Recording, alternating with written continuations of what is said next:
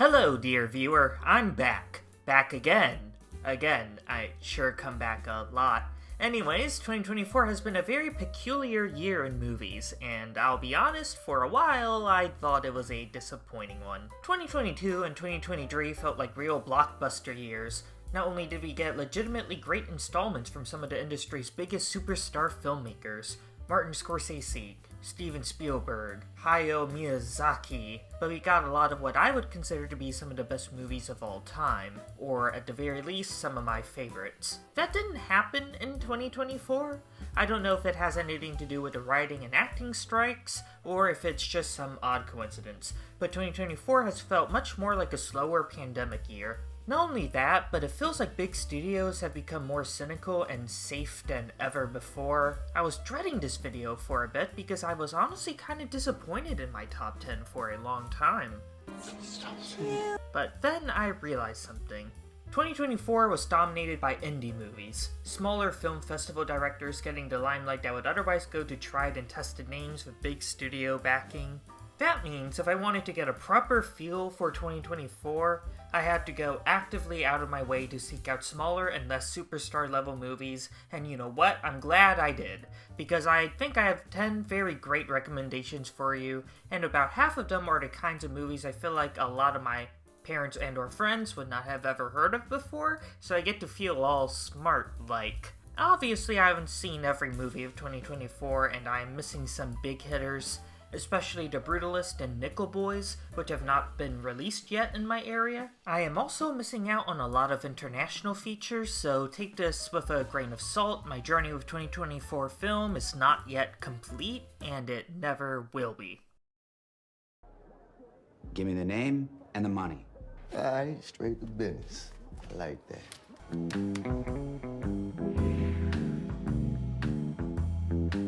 Hitman, starring Glenn Powell as a university professor and part-time undercover agent who pretends to be a hitman in order to help the police catch people dumb enough to try to hire a hitman.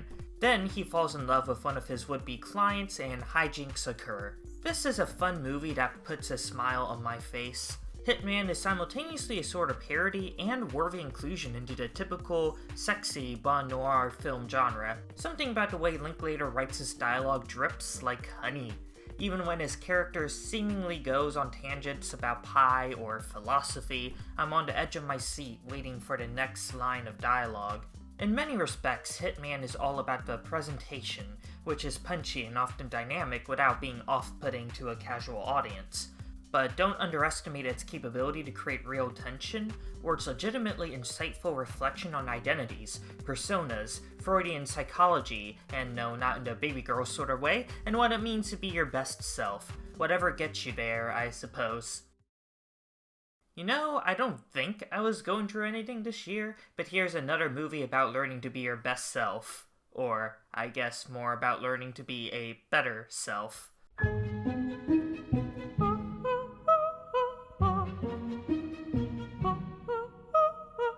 My number 9 is Memoir of a Snail. It is very funny how similar themes can be conveyed in very different ways.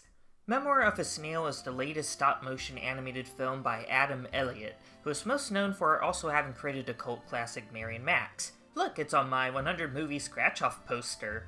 I still haven't seen it, as you can tell, but gosh, if it's anywhere close to Memoir of a Snail, I really gotta. Memoir of a Snail tells the life of a fictional woman named Grace Perdue, with all its highs, lows, and eccentricities. From what I know about his filmography, Adam Elliott works differently from the rest of animation. While most animated movies strive to make the fantastical seem real, Elliott uses animation to make the real seem absurd. This is easily the darkest movie on my list, so be warned if you're a bit sensitive to this kind of thing. Memoir of a Snail depicts a really hard life, yet it is presented to us with a macabre sense of humor and bittersweet, imperfect quirk that keeps things from getting too hard to watch. Sometimes, however, the humor makes things even harder, and the punchlines can be sobering, like when Grace explains the backstory of her dad. Yet, more often than not, the movie comes around full circle and allows its characters to settle in comfortably to their imperfect circumstances. It's less about escapism, and more about finding the beauty around you. The entirety of the movie is based on the foundation of Sarah Snook's excellent voice acting. To an extent, the movie is basically animating over an hour-and-a-half monologue by her, along with the occasional letter from other characters, since the actual dialogue is pretty sparse. Although I was also surprised to see Cody Schmidt-McPhee in this, glad to see he's doing other things after Power of the Dog. Memoir of a Snail, for its complexity and emotional poignance, might be the best animated movie of the year, but would you believe me if I said this wasn't even my favorite? We'll get there eventually, but, I would like to apologize to the greater film community. This is my personal top 10, and I have personally snubbed a lot of great films that would make most lists, like Wicked, The Substance, Nora, that's a big one. I did include this film, though.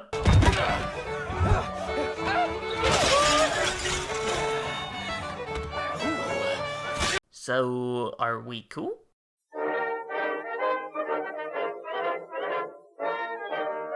Memes aside, let's get serious. Let's get serious.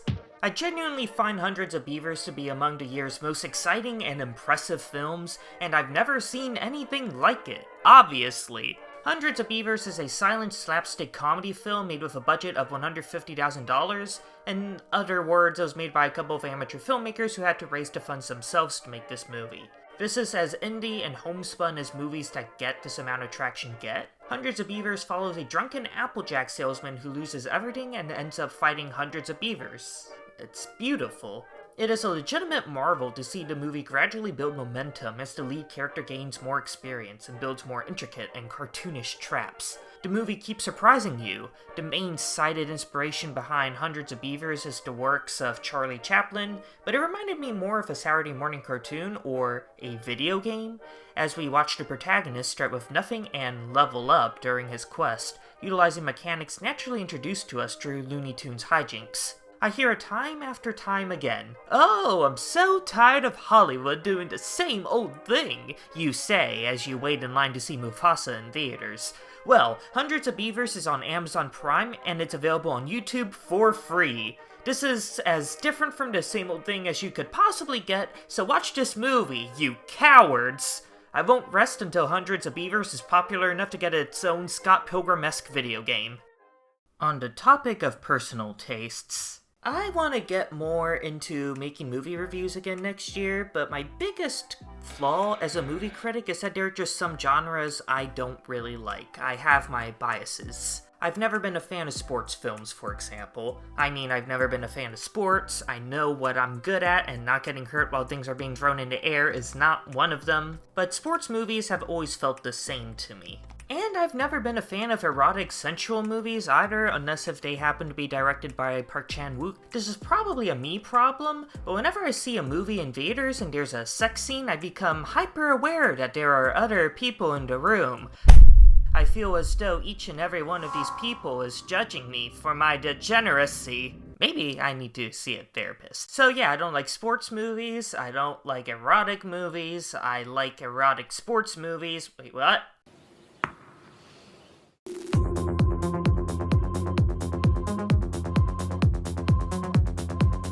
I'm low-key obsessed with Challengers. I think it's because Challengers knows what it's about. Sweaty, attractive people? Well, you're not far off. The movie is defined by a tense love triangle between two best friends and tennis bros who sit 2 feet apart in a hot tub because they're not gay, and Zendaya's intense and mildly psychopathic tennis coach. Every subsequent beat in this film serves to either twist, flip, or mangle these 3 relationships. Challengers is about so much more than tennis. It's about jealousy, lust, ambition, and betrayal.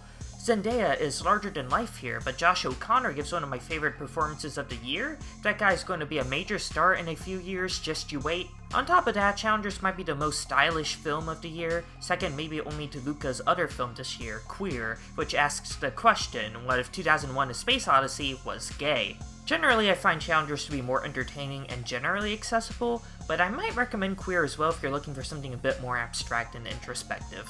Don't watch either of those movies with your mother. You should watch this movie with your mother instead.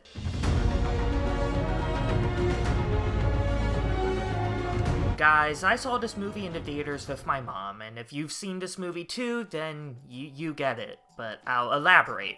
Not only is the animation self-evidently beautiful, but it tells a super heartwarming story about motherhood, and how the relationship you form can build a foundation of new identities in of themselves. The Wild Robot is made by the same director behind Lilo and Stitch and How to Train Your Dragon, and you might notice a similar theme with his movies.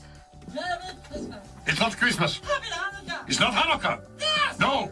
They are all centered around familial relationships that become so strong they can even override what appears to be nature or instinct.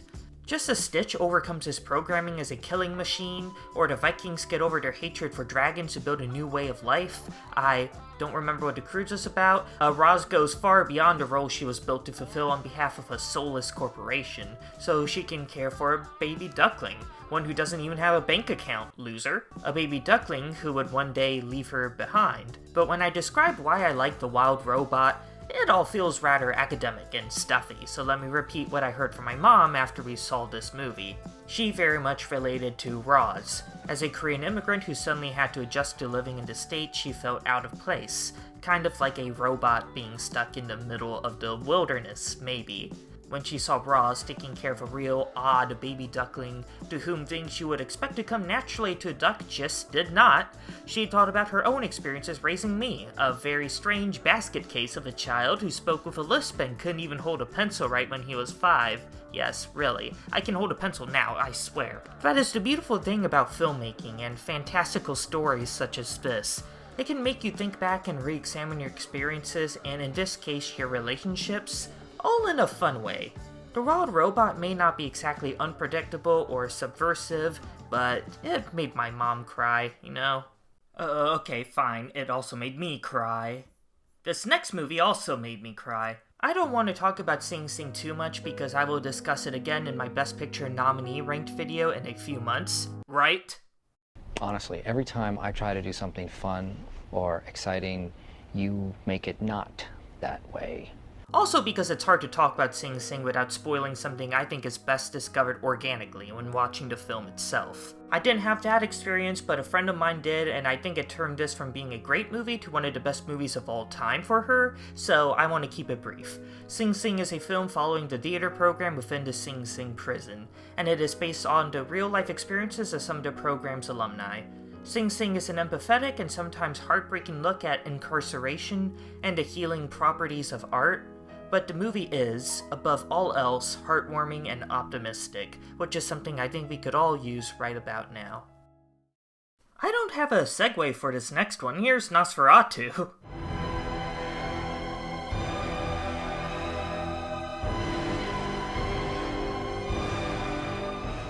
Great Scott, Olivia Rodrigo was right all along. Nosferatu is both a bloodsucker and a dang Before this movie, I always thought of Nosferatu as that funny little guy in that one SpongeBob episode. I didn't know he was freaky like that. Come to me. What is this, a Del Toro movie? No, Nosferatu is the latest horror film by Roger Eggers, the same mind behind The Lighthouse. His approach to horror is less about jump scares and hallway chases, and far more psychological and environmentally based, and there's nothing in film that is more immersive.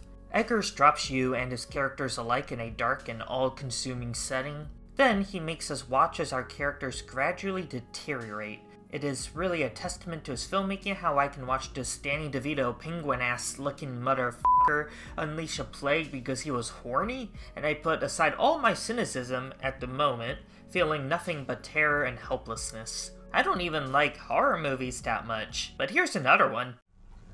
You're gonna love the Midnight Realm. It's such a wonderful, wonderful prison. I'm not even a big fan of horror films, but it was really a good year for the genre, as 2 have made it in my top 4. At least 2. Nah, it's 2, but I Saw the TV Glow makes a uniquely compelling case for what horror can do that other genres can't. I think I Saw the TV Glow is about gender dysphoria, or it's at the very least about gender, or depression, maybe being on the spectrum. I saw the TV Glow is about a lot of different, maybe abstract things that are difficult for people like me to understand if I haven't personally felt that before. I believe I Saw the TV Glow uses horror to replicate that uncomfortable feeling, or at the very least create a portraiture of the invisible tension that might lie between body and consciousness. I'm still processing it all myself. This was a very last minute watch and inclusion to my list. Maybe it doesn't go beyond them just being very upset at the How I Met Your Mother series finale. Maybe this is what it's all about.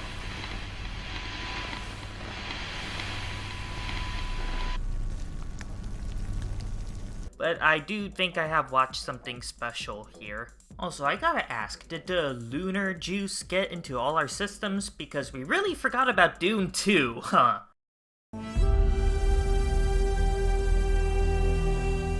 Oh, how we have forsaken our Lord and Savior, Paul Atreides. To some extent, it feels weird to say Dune 2, one of the biggest films of the year, is this high up when I went through this whole thing about smaller movies reigning supreme in 2024, yada yada, but Dune 2 really feels like one of those generationally defining sci-fi movies to me. Denis' latest epic somehow improves upon the originally stellar first film in every capacity. The cinematography is insane. The world building expands as we see the other factions. The score is ineligible, apparently. The acting is great, especially by Timothée Chalamet and villain Austin Butler, and most notably, the heart is there. If the biggest complaint about the original Dune 1 is that it lacked an emotional, sort of human core in favor of space politics, Dune 2, I feel, revolves around a tragic romance between Paul and Chani. I really empathize with Timothée Chalamet's Paul as a messiah trying desperately to hold on to his humanity, only to inevitably lose it. By the time the movie ended, I was elated, but also haunted. Ultimately, the reason I got into movies and stories is because I like fantasy. I like seeing massive new worlds, and witnessing wide-scale battles. And when it comes to all that, Dune 2 scratches that itch better than 99% of other movies of its kind. Give it another watch, guys. It's so good. Here are some honorable mentions in alphabetical order. Anora. I will be talking more about this in my Best Picture lineup video. Yeah, it's true what everyone's saying, it's a great movie. The Fall Guy. It is very sad that this movie bombed because this sort of romantic comedy action film about a stunt double stepping into the role of an action hero is infectious, and the movie makes the most out of that premise. Gladiator 2. Would you believe me if I said Gladiator 2 was the last cut from this list? Through a comedic series of errors, I've become the internet's greatest Gladiator 2 glazer, maybe.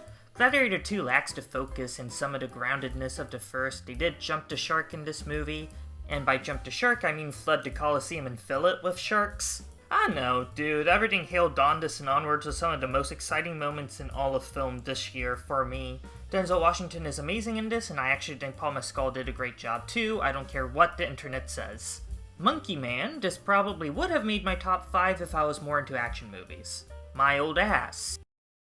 What the hell am I doing with my life, dude? What the hell? This one was just charming. My Old Ass is a movie about an 18-year-old played by Maisie Stella who takes some edibles and gets in touch with her older 39-year-old self played by Aubrey Plaza.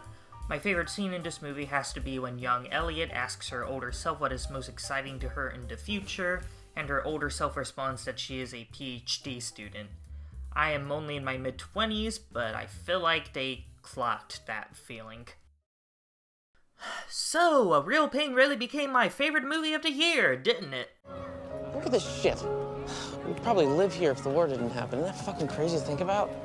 So again, this is my personal top 10 list. Do I think A Real Pain is actually the best movie of the year? No, and if it does get nominated for Best Picture, I will be ranking it differently in that video, probably. I do think A Real Pain is a stellar movie, and one I would absolutely recommend, but I have it here as number 1 because of how it personally resonated with me. My grandmother recently passed away. She was a Korean rice farmer who lived through turbulent times and experienced hardships I, an American-born full-time goober, would never be able to fully understand. A few weeks after I got the news, I saw A Real Pain. A Real Pain follows 2 formerly close but now distant Jewish-American cousins, played by Jesse Eisenberg and Kieran Culkin. Their grandmother recently died, and they go on a tour to Poland to better understand her experiences living through the Holocaust. While A Real Pain depicts a different family with different backgrounds and different pain, it did hit home to me in how it depicted immigrant families and the distance that might form between different generations. Kieran Culkin gives what may be my favorite performance of the year as he plays a simultaneously troubled and charismatic young man who was very close to his grandmother. Jesse Eisenberg, on the other hand, plays a different kind of frustrating, albeit more relatable, character. He struggles to be quite present during the trip as he struggles to leave behind the life he built with his wife and kid when trying to understand his grandmothers better, who he was not very close to. Culkin is, of course, maybe present to a fault, and I'm sorry if I was in a tour group with him, I wouldn't be this patient, I'd probably throttle him. But when I saw him break down on that bus, I couldn't help but strangely envy him, just like Eisenberg's character. Soon after I saw A Real Pain, I traveled to Korea to visit my grandmother's hometown to see the spot where she was buried.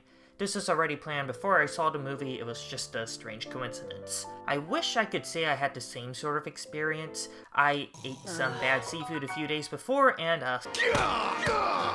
besides the point. I didn't quite achieve that same amount of resonance Culkin's character did in that scene, and as weird as it might be to say, I really wanted to. I'll say it again. A Real Pain is not the best movie of 2024. While I think it's spectacularly written, it is fairly typical in the way it's shot. But you know, I am a human person. I want to put it as number one, and Kieran Culkin made me cry twice this year with 2 different performances. One more and he gets a free Sunday. If you liked this video, feel free to like, subscribe, and give a little ring-a-ding-ding on the bell icon, and catch us later when Natish and I rank all the Best Picture nominees.